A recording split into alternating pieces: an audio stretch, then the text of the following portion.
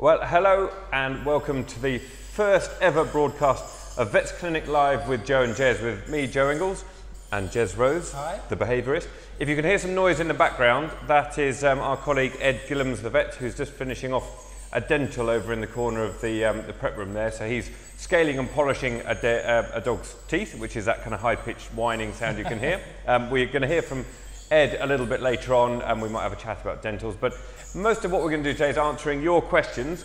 We've got our Facebook page lined up here with a load of your questions that I'm going to put to Jez, and we're also going to be joined with Ed later on to discuss those. So if you've got any questions that you haven't already got into us, then go on to the Vets Clinic Facebook page, put your questions up on there or send us a tweet, and we'll do our best to answer them for you. But before we do that, Jez, we're just going to have a quick chat about some of the stories that have been in the news recently to do with pets. And the first one, it's probably the biggest one, is dangerous dogs. Yeah, that's a big thing. Huh? And that's something obviously quite close to your heart, being a behaviourist. And I think we've got a picture of this girl called Megan, who was horrifically scarred recently by a dog. And this has sort of brought things into perspective again, I think. This poor girl, you can see the damage. She needed lots of operations. And it was a staffy that did this, but staffies do get a bad rep, and I've always been of the feeling it's more of it's deed not breeds. I mean, a Labrador could have done this, couldn't it? Yeah, absolutely. So, I mean, let's not forget. I mean, the statistic is very clear. The dog breed that bites the most in America, Canada, and Britain combined is the Labrador.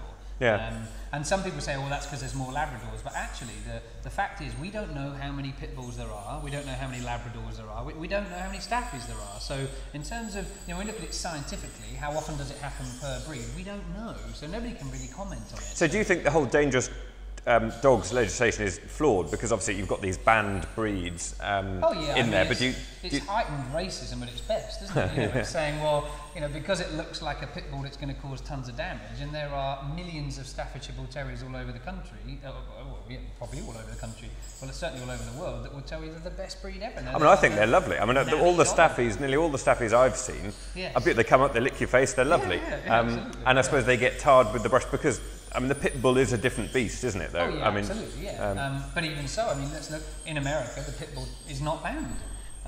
It's still active and it's still lovely and it's still a nanny dog. It's just unfortunate that it becomes cyclical. Years ago it was Rottweilers and then it was Alsatians, and my prediction is that we're going to have the same thing that we have with staffies at the minute with Huskies and the snow dogs, because we're seeing a lot more people get them because they look cool, but actually they jump, they dig, they don't come back, they bark.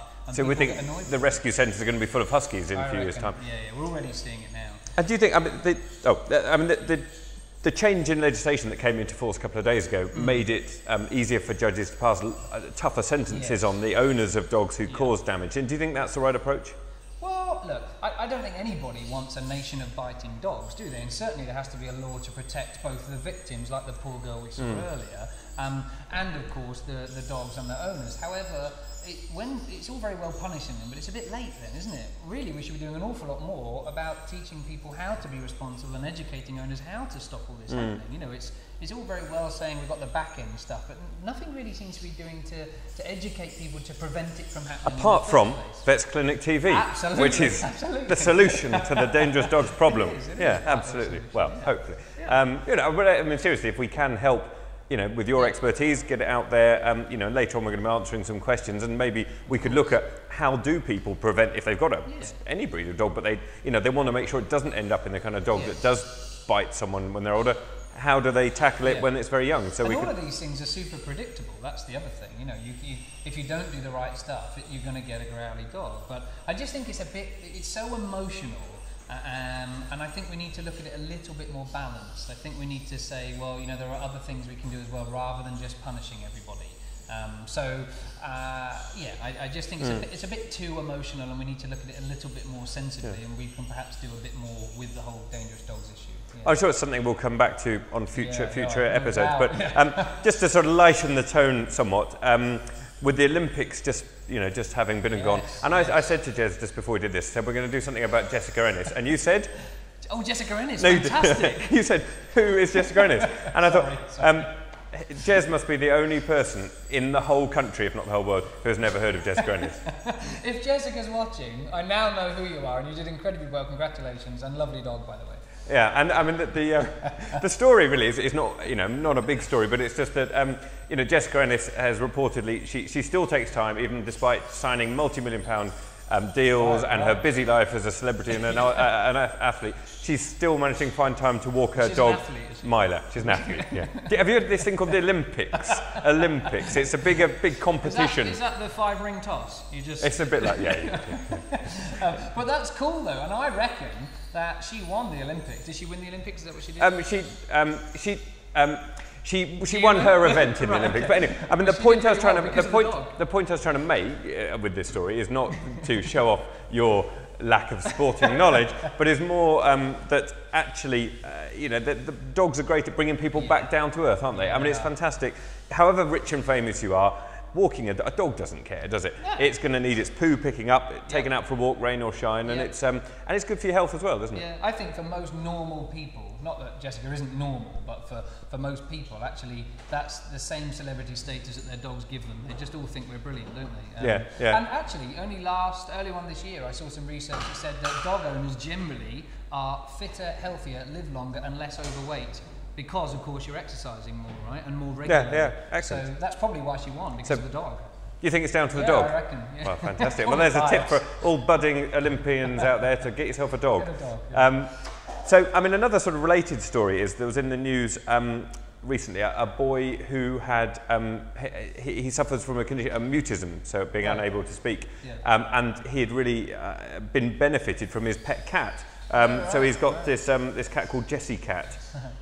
Who, you know, helps him communicate and things. I mean, it's amazing what pets can do, isn't it, for people? It is sensational. And, you know, both cats and dogs. I mean, look at the charity Pets as Therapy, for example. Oh, brilliant, and there are reading charities now, reading groups that are being set up. So they'll take dogs and cats into schools or into, you know, areas with kids with special needs to encourage them to read, because they've found, again, the evidence is small, the research is small, the evidence is big, that having pets or dogs or cats near us helps us. It helps us come out of our shell more, it helps calm us down, it helps with learning difficulties. I mean, it's fantastic, really. Pets are great, isn't it, what it shows, really, isn't it? But, and the final story I've just got on today is, it's an old story, this old bugbear, but I always like it, and it's to do with big giant cats. You know, with all these stories out there, you know, about panthers being loose on Dartmoor and so on. But there was a recent cat sighting of a big cat in Strathblane, and sightings of them on the increase. So, do you think it's sort of people? There it is on the screen. My word! Yeah. I mean, there's no doubt about that. That's a big cat. Either that, or it's just very close. The trees very in the Father Ted style. That one's close. That one's far away. They're small. Yeah. Mr. Vet, what is that? It looks like something like that. There's another one there crossing the road, trying to catch the train. Yeah. That's dangerous. So, I mean, I think the evidence is pretty strong that there certainly are big cats roaming our countryside. Right. Wow. And you know, here's another great sighting. Oh, see, yes, the mysterious red dot. My word, is that the Olympics? Just a fifth of the Olympics. But I mean, you know, I suppose it's probably a hard thing to ever prove, isn't it? Without actually, I suppose, catching one of these things. And it's a bit like having the beast of Bodmin or something. There's always these kind of rumours out there. Most people think it isn't, don't they? I mean, isn't the usual thing that if enough people call the council, then they ring all the local zoos and say, have you lost a panther? Can you do a head check? Yeah. Actually, no, there's a couple of lions missing. Head council fires, it's probably... Although I did see, now this is funny, because all of the people in my local village think I'm crazy, right? Probably not just because of this, but because I saw a giant rabbit, Joe. You saw a giant rabbit? I mean, giant, like the size of my Labrador, massive, and only ever one at a time. Where was it? Buckinghamshire. In the field? Yeah. Not as a pet, not a giant Flemish rabbit or something? Walking along the field, all of a sudden this huge, great big thing goes, and in the distance, while my Labrador was chasing it... That was Alice in Wonderland following behind us. It was the same size. It was huge, and I've seen it 4 or 5 times, and nobody believes me, and I keep being sent. I believe you, Jez. Honestly, it's true, isn't it? Yeah. So maybe it's not just big cats that we need to worry about. Big rabbits. Because rabbits have got big ears, and if that runs past you at speed, that's going to hurt. I kind of feel possibly you're not taking this entirely seriously, Jez. Right, next week we'll prove this. Jez will bring in a photo of the giant Buckinghamshire rabbit, yeah? Circled in a far distance. Fine. With a floppy ear in there. Right. Well, we will move on. move on to matters slightly more serious. We've got your questions here. Yes. I think we will take behavioural questions first, Okay. and then we'll move on to some veterinary questions. So we will have a look at some questions we've had come through on Facebook. Now, so I noticed one this morning. Can I pick one out? yeah, you pick one out. Yeah, go for it. Yeah. I think, it might have been, no, it's not her. I can't remember her name. I'm really sorry. Somebody asked very early this morning about a puppy that they've got that's biting, and she said categorically we don't think it's an aggressive puppy, but he is still biting, and she said we've tried the ignoring it, but it still is biting. Oh, is this Sophie Layton with the one-year-old? So, yeah, hello Sophie. Sophie came to our open day on Sunday. Perfect. So yeah, Snoopy has always been one to puppy mouth, but he's still doing it despite us trying the whole ignoring him. Yeah. It's when he gets excited or visitors come round, he sometimes greets other dogs like this. He doesn't bite, he's not being aggressive, it's just his greeting, Yes. but it's not nice. Yes. How can we stop him? Any advice? Much appreciated. Cool. So the number one piece of advice is probably ignoring him wasn't such a great thing, because it's not very effective feedback. So what I would say is we're sort of a bit late to be doing some of the biting thing, but equally important to do it now. So when he bites you, you give him really clear feedback. Now let me just double check, so I'm going to demonstrate. Is our patient unconscious and lovely? Wonderful. I don't want to scare anybody around. So when your puppy bites you, anaesthetised, I'm sorry, unconscious. When the puppy bites you, you shout, ow! You know, you scream, that really hurt. Really clear feedback is important. Don't move your hand, because your one-year-old Jack Russell will think, oh, game on, this is fun, I'm going to chase you. And you're giving clear feedback that it hurt. As soon as he stops, though, you know, because the ow is likely to startle him, we say, good Jack Russell. Snoopy is the name? Yep. Good Snoopy, well done, good Snoopy. And the consequences have got to be really strong. So that's phase one. So every time he bites you, you tell him, ow, that hurt, Snoopy. As soon as he backs off, good Snoopy, well done, good boy. You have to be gentle with me, I bruise like a peach. That's what we want to teach him. So he'll go and buy other things like his chew toys, right? Now, if when he gets excited, I would do something else, like ask him to sit and be really, really strict. So Snoopy's mummy, Sophie, you're going to be strict mummy, okay? And you ask him to sit. As soon as he sits, you give him a treat and the attention he wanted. If he doesn't sit, everybody else just stands there like this and says, oh, Snoopy, you are really, really making an idiot out of yourself, okay? Sit. Sit, Snoopy. Sit. As soon as he sits, good Snoopy, give him a treat. So we're rewarding something else. So Snoopy thinks, actually, when people are around, I'll just sit on my bum, I'll get them to stroke me and love me, and I'll get a treat. That's absolutely fantastic. I hope that helps, Sophie. Brilliant. All right. I'm just communicating off screen here No with worries, Archie. that's fine. There's nobody there. Crikey, we're on our own. Right. Okay, I've got another one which is not yet, Archie. Hold. Right. We just got. It reminded me of talking about people making fools of themselves. Snoopy. We've got a great film coming up which involves Jez on all fours barking in the clinic. So don't miss that. That's to come. So I've got another question here from Tracy Burrell, who's slightly related. It's on a kitten. It says, I have a 4-month-old kitten who's very playful. Right. He likes to have a good old bite if he sees bare skin. Do you have any advice for stopping him? He doesn't respond to no and stop. Right, okay. Well, I guess that's a really common thing, Tracy, you know, that pets generally don't respond well to human communication because they don't speak English. And that seems a bit obvious, but I think we forget, you know, unless we've taught the kitten what no means or stop means, the kitten doesn't know. So exactly the same thing. It's, you know, when cats bite each other, they're a little less vocal, but they certainly do feedback vocally. So exactly the same thing, actually, I find, with teaching a puppy. You know, when a kitten bites you, ow! You know, and you scream like that. As soon as a kitten stops, oh, good, well done, and I would give it a treat. The reason we use treats and food so much is that you're doubling the impression for your kitten. So the kitten thinks, wow, this is pretty impressive. I mean, clearly that hurt them, but if I stop or back off, I get a piece of food. This is obviously the way that she wants me to, you know, to behave. And I guess with all of the biting stuff, the obvious thing, because they don't know the answers, they don't know what they're doing, don't punish them, because that's not fair. We just need to feed back very clearly. And perhaps, I don't know what's coming up, but maybe either today or later we might talk about a timeout, which is like the naughty step for animals. Thank you very much, Des. I've got one more for you. All right, and then we'll let you crack on. I've got a lot of work to do today. So this is from Dawn Rendell, who's got a golden retriever, who is a humper. She says, please help me, my golden retriever humping.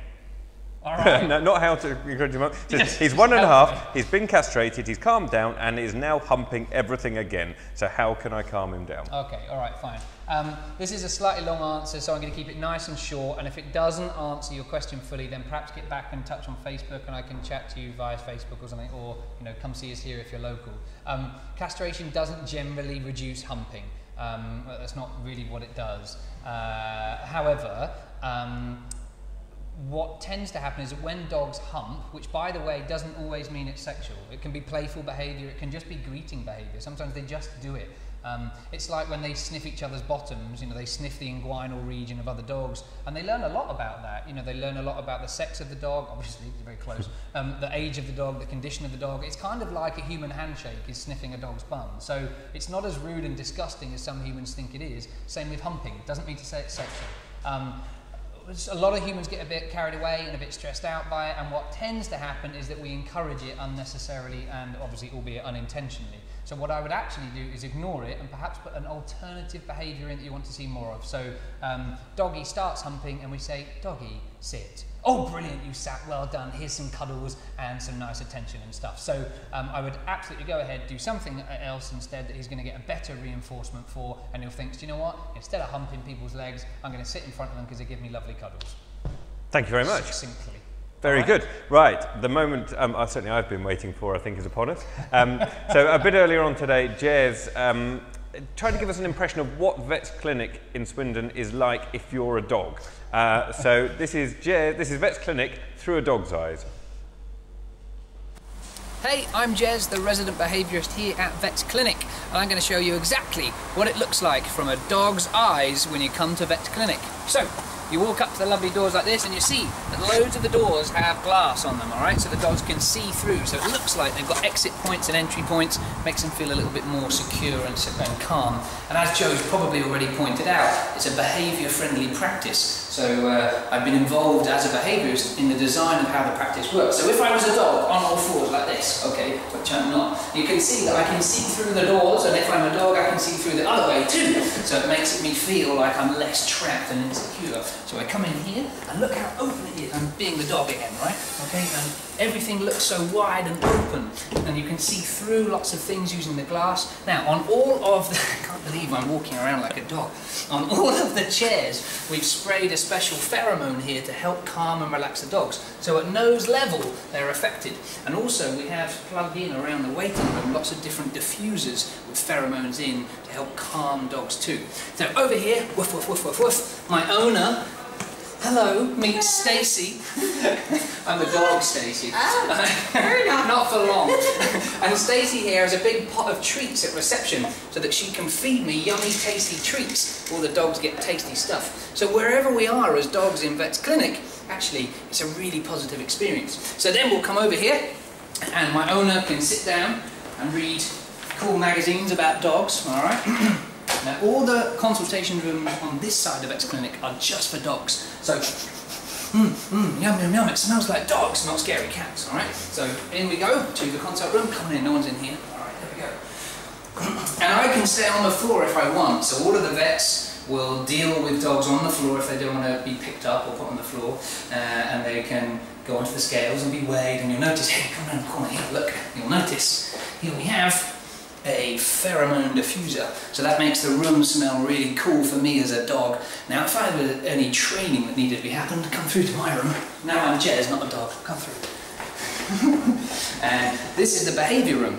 So in here, again, we've got diffusers in here too, nice space to run around in, and it's, again, there's the window there so I can see through, don't feel trapped and get fed tasty treats and stuff. But what happens if I'm a poorly dog and actually I need to stay here or some surgery? Well, come with me. I get a special Vet's Clinic collar put on, and I also get, so I walk down here and look, that's a dog walking down here. I can see all the way up, and there's the lovely people. I would say, woof, woof, woof, and they would say, oh, lovely dog. And there's a person here, and as he walks past me, he's going to give me treats too, because all the cool people, oh, no, divine. So, all of the staff here, every time they walk past the dog, are going to feed them treats. So everything about being here at Vet's Clinic, all of our pets, is really cool. Now, come through this way, quick. That's cats. Back to those in a minute. And this, shh, you have to be really quiet. We have a policy here at Vets Clinic. You'll hear there's music playing, so Through a Dog's Eye is here for this video, but actually what you can hear is a CD series called Through a Dog's Ear, and it's been, scientifically proven, clinically proven, to reduce stress and anxiety in pet dogs. We also have a training policy here within Vets Clinic that everybody keeps their voice nice and low and whispery in the kennels. You'll notice here we have 3 dogs. This little guy you're looking at now has only just got here, but the other 2 guys are nice and calm and sleepy. And the really cool thing about this is that actually, from a dog's point of view, this is a really nice room to be. And that's how it works at Vets Clinic for all of our pets, but particularly our doggy friends too. And on my way out, anybody that's at reception, like lovely Stacey here, is going to give me more food too, so that every interaction with people and everything that happens here is super positive. Great place to be, Vets Clinic. Oh, thanks so much.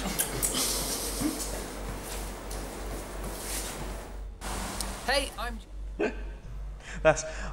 never going to be able to look at Jez in the same way again after seeing him trotting out through the door. Anyway, I'm now joined by Ed, one of our vets here, who's Ed's been sort of operating this morning, but you're now joining us here to talk about some of the questions that have come through. Yeah. The first one I've got here is from Tina Vardy, and Tina has asked about her itchy bulldog, a bulldog cross. So he's had a steroid injection, made it worse. He's had antihistamines which don't work, shampoo doesn't work, prescription, they're all prescription things from the vet. He's said to be allergic to inhaled allergens, grass allergy, losing hair, no fleas, just itchy during warm months of the year. So I think it's worse in the summer. So I mean, this is something we see all the time, isn't it? And certainly. Skin problems are a very, very common presentation for dogs, and we see a full range of severities of problems. For some of the more mildly affected dogs, then making sure you're 100% on top of the flea regime, making sure that you're using a prescription product and that you're applying it correctly at the correct dose. Because I guess some dogs are very sensitive to fleas, aren't they? And people might think they haven't got a flea burden, but there's just the odd flea hopping on. With pruritus, with itchiness, everything has a threshold above which you're going to be itchy, below which you're not going to be itchy. And so whatever things you've got contributing to pushing you up towards that threshold, a few flea bites, while it might not be the majority of the problem, if that's what's tipping you over the edge, anything we can do to dampen this down, so making sure fleas aren't an issue, making sure you're washing the bed with non-biological washing it's worth things like that. Maybe just talking on fleas. Obviously, part of there's lots of flea products out there, aren't there? And but there's this new one which has come out, the tablet, which kills fleas sort of straight away, doesn't it? And which, you know, I think that's got some real advantages, especially for people who perhaps, you know, they put a spot on every week, every month, but then they take their dog swimming and then it's not being effective, but they think, oh, I've used whatever it is, Frontline or whatever, but so my dog can't have fleas, so it can't be part of the itching problem. Absolutely, and earlier this week we saw a lady who's been using Frontline over a number of years, but talking to her more closely, she's shampooing the dog at least twice a day, and the dog twice a day? Twice daily, the dog's being shampooed, and the dog's going swimming in the river every day. Was it a very smart dog? Shampooed twice a day? Did it have some nice hairdo? I certainly didn't notice it smelling unpleasant when it came into. So, and that's a typical dog where a spot on probably isn't going to work, is it? And certainly a Comfortis tablet. I don't know whether I'm allowed to use brand names, but Comfort is being flea-free, and so Comfortis being the tablet, certainly that may well prove to be a more suitable product. So just coming back to Tina and her itchy bulldog. So it sounds like she's had, you know, she says it's flea-free, so, you know, we can. There's a proviso there whether it really is flea-free. She's tried antihistamines and steroids. With the antihistamines, in exactly the same way as you get some humans who find that aspirin, I know it's a different drug, but some humans respond to aspirin, others say, no, I need to take ibuprofen. Similarly with the antihistamines, I've got a dog that responds very well to Piriton, but when I've tried her on Tavagil and other antihistamines that in theory are of exactly the same strength, Splodge doesn't particularly respond to those. She's great on Piriton. I've known patients to be the other way around. So I'd go back to the vet and discuss whether there are we tried different antihistamines. I mean, I've always been slightly sceptical of antihistamines because I mean, they don't tend to work perhaps as well as people hope. You know, you think if you've got hay fever, you take an antihistamine, you're better. With a dog with a multifactorial itching problem, it's rarely that clear cut, is it? Certainly, and if there's some food allergies and some plant allergies, and if the dog's got any yeast or bacterial infections, or even with the comment that the steroids potentially made things worse, that would ring alarm bells that maybe we need to consider whether there were some mites or something like that involved. Yeah. So sort of sarcoptic mange or something. So again, which brings us back to the flea treatment. So, you know, finding one that is suitable for sarcoptic mange. Certainly, with some dogs with skin problems, it's a very mild thing, and the owner and the dog can cope perfectly well without seeking veterinary advice. From the sounds of what you're saying there, Tina, I do think that it sounds like you've got a more serious problem here, and I'd be very strongly recommending popping back in to have another chat with your vet. And atopica? This atopica is a sort of drug for this condition, which is effectively an immunosuppressive, isn't it? So it dampens down the immune response. Absolutely brilliant dog for those that it works well for. There are some potentially serious side effects, so you'd need to be sure that it was something that was going to be safe for your animal. And unfortunately, because it is unique on the market in what it's doing, it's not a cheap product. Certainly, if the dog's insured, absolutely, it's something that would be well worth trying. And good old steroids. I mean, you know, it wasn't so long ago that an itchy dog would probably go on a long-term course of steroids, which the trouble is it can be really effective, kind of obviously not in this case, but it can, you know, for the typical Westie with bites its paws, probably nothing is as effective as steroids. Indeed, and with a good dosing regime, reducing the frequency of the dosing as much as possible, it is perfectly possible to have a dog on a low dose of steroids that's controlling the problem but not causing any side effects, even if it needs to be on that for a number of years. And I take the view sometimes that you have to look at quality of life and say, well, actually, you know, we can not give this dog steroids because we're worried about it having side effects and it will live a miserable life biting its paws and being itchy, or we can give it steroids and think, well, actually, at least it's going to have a much better quality of life. It may shorten its life slightly, but, you know, if I was that dog, I'd probably prefer the comfortable life. So I mean, I think in conclusion with this, with Tina's dog, the trouble is it's not a clear-cut thing. There's no probably single answer we can recommend. It's go back to your vet, check for fleas, try a different antihistamine, check for mites, maybe look at some other shampoos, you know, try and do all those little things which all together might add up to making her life more comfortable. But the sooner it's got on top of, the less sensitised the dog should become, and the less of a problem it's going to be long term. We've got a question here from Carol Wood about Carprofen causing the spleen to rupture in susceptible dogs.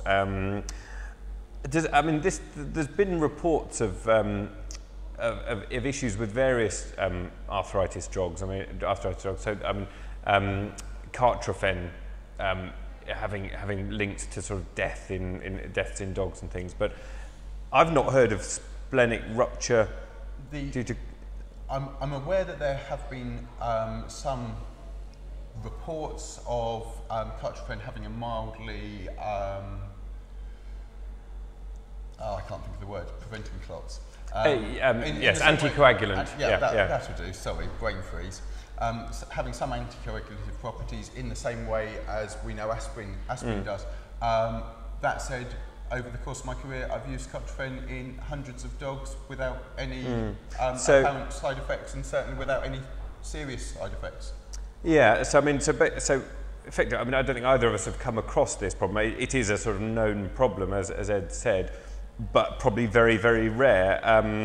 And, you know, it possibly something, you know, an individual to take if they've had experience of it, got another dog, maybe they want to steer clear of that drug and stick to another kind of approach for an arthritic dog, just because you're going to always worry if you use that drug.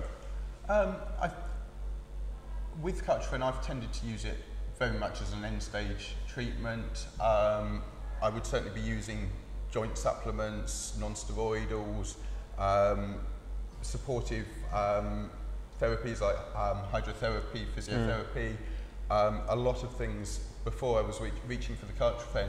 But at the end of the day, when you get to the point where you're either considering whether you need to put the dog to sleep or try a different approach, then I feel it's worth the risk. There was no harm in giving things a go. But I've got some good friends who've had dogs on Carprofen for years, and it's been fine. It's working really well for them. Same with a lot of drugs, isn't it? I mean, there's you get sort of reports of, you know, of problems with, you know, all sorts of, I mean, Carprofen, you know, of different kind of issues. But they're often kind of slightly overblown, aren't they? And you have to look at it case by case and weigh up the risks and so on. So I hope that's of some help. And Carol? Possibly as a way to take things forward, have another chat to your vet, ask your vet to talk to the drug company. The drug companies are all very aware of any side effects, even any fairly minor side effects. We as vets report back to the drug companies and back to the Veterinary Medicines Directorate. So if there are reports of these things happening, the drug companies will be very aware of it, and so they can discuss it with your vet and come up with the best way to proceed. Lovely. Okay, there's a message coming through. What's the message say? No? Shaking of heads. Shaking of heads. Right. Is it true that you should not give grapes to dogs? I'm not sure if that's the message or not. This is from Kathy. I suppose theoretically, yes, because I mean, grapes can cause kidney failure. Same with raisins as well. And actually, one of our other vets, Adrian, gave a really good presentation on this at the open day, but I've never seen grape toxicity. Have you? Or? I've never seen a case of grape toxicity, but with grapes, the big problem is it's very unpredictable. With something like chocolate, we can entirely predict if you feed this amount of chocolate, which contains this amount of theobromine, to this size dog, you will get problems. A particular outcome. Yeah. It's very, very dose dependent. With the grapes, it seems to be entirely sporadic. There are dogs that I know I've treated that when I've mentioned how are they going to give the 4th or 5th heart tablet to the dog, oh, it's fine, he gets half a dozen grapes each day. Yeah, I've had the same thing, and they're fine, aren't they? My old girl, back when she was a youngster, she used to get grapes. But there are certainly plenty of very well documented cases of fresh grapes, raisins, currants, even things like fruitcake, Christmas cake and things where not only have the grapes been dried, but they've been cooked as well. And still causing problems. And when they do cause problems, we are talking about very serious, nasty renal failure. Yeah. And it's just not a risk that I would consider worth taking with my dog. So the advice, I guess, would be there's no point taking the risk, isn't there? There's plenty of other healthy treats you can give a dog. Bit of banana. Banana, I mean, the same with other, I mean, things like mushrooms, onions. I mean, onions can cause anemia. Mushrooms can cause various funny issues as well. You know, there are quite a few things that dogs seem to be quite sensitive to that we're not. And with the onions, it's probably worth touching on there that most gravies and things like that contain a fair amount of onion powder. And garlic as well. I mean, garlic is the same family as onion. You know, a lot of people use garlic to supposedly ward off fleas, but actually, technically, garlic can cause the same problems as onion. So it's potentially dangerous. And I'd be sticking to the Comfortis to deal with the fleas. A final plug for your favourite drug. Well, yeah. I do expect some freebies. Well, I think that is that sort of wraps up our vet Q&A for today. So thanks very much, Ed. I'm going to have a final last word with Jez. If we didn't answer your question, then many apologies. We will be back on air at 1 o'clock next Wednesday. So get your questions into to Facebook and Twitter, or email us in contact@vetsclinic.co.uk. And we'll look forward to answering your questions and seeing you again next week. So for now, thanks very much, Ed. I'll let you get back to your ward, and we'll see you next time. Thank you very much. Thanks very much. Thanks for watching.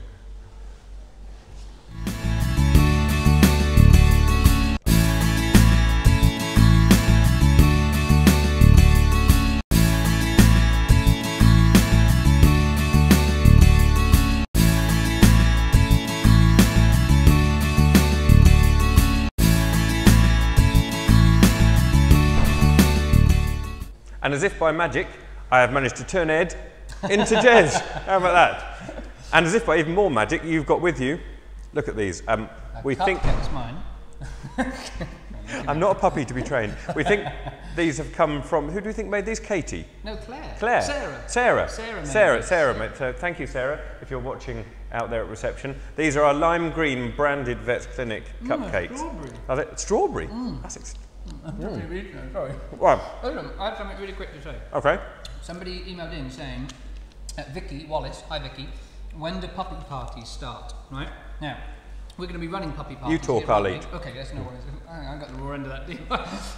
We're going to be running puppy parties here and puppy training because, of course, predictable, preventable problems in dog behaviour happen and can be actually very, very effectively prevented during puppyhood. All right? So the Puppy party is hugely, hugely important to socialise puppies with people and other dogs. So we'll be running them here in this fantastic room, actually, funny enough. You can come to a puppy party up until, I'm sorry about this, up until, it's like having our very own puppy. Up until your puppy's 14 weeks. Puppy training here at Vets Clinic, they can be up to 18 weeks, but because puppy party is about socialisation, with the top cap for that is 14 weeks. And we're just finalising, funny enough today, as soon as I finish this, I'm going to go have a meeting to finalise exactly when those start, but it will be in the next couple of weeks, so not very long to wait at all. So hopefully, if your dog is 12 weeks or under, then you'll catch it for them to come to our puppy party. And hopefully we'll film one of them and we'll show you what goes on. So I'll let you eat your cake now. Thanks. Very nice cake. So thank you ever so much for watching. Thank you to Jez, thank you to Ed. Thank you. Thank you for Archie behind the camera.